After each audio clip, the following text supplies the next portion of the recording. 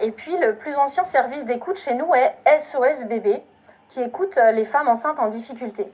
Des milliers de femmes ont déjà été écoutées depuis la création de ce service, ce qui nous donne un regard à la fois approfondi et assez vaste sur la réalité de l'avortement aujourd'hui. C'est un sujet sensible et très important que nous allons aborder maintenant avec Caroline Roux. Caroline est directrice générale adjointe d'Alliance Vita et elle coordonne depuis de nombreuses années ce service d'écoute SOS Bébé. Elle va nous aider à décrypter les mobiles qui guident les politiques publiques et les différentes situations qui conduisent à l'avortement aujourd'hui. Caroline Roux.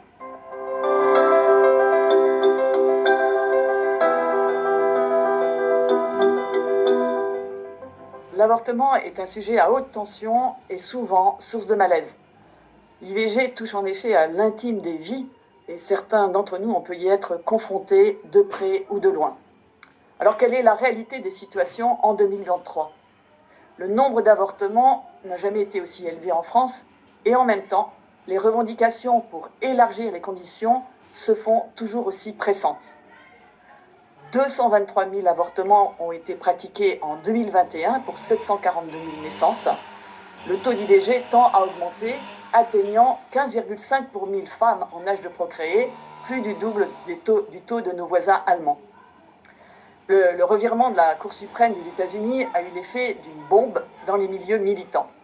Occasion pour revendiquer en France d'inscrire un droit à l'avortement, entre guillemets, dans la Constitution. Nulle femme ne doit être privée du droit à l'interruption volontaire de grossesse. C'est la formule retenue par le groupe majoritaire Renaissance pour tenter d'inscrire l'avortement dans la Constitution.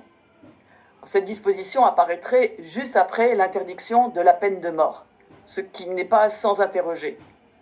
Pourtant, certains avortements font l'objet de réprobation. La France a réaffirmé l'interdiction d'avortement sélectif selon le sexe, condamnation largement partagée par les instances européennes et au niveau de l'ONU.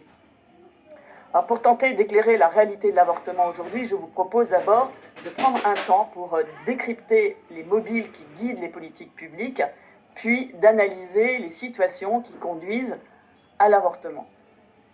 Nous nous interrogerons enfin sur la possibilité de mettre en œuvre des politiques de prévention.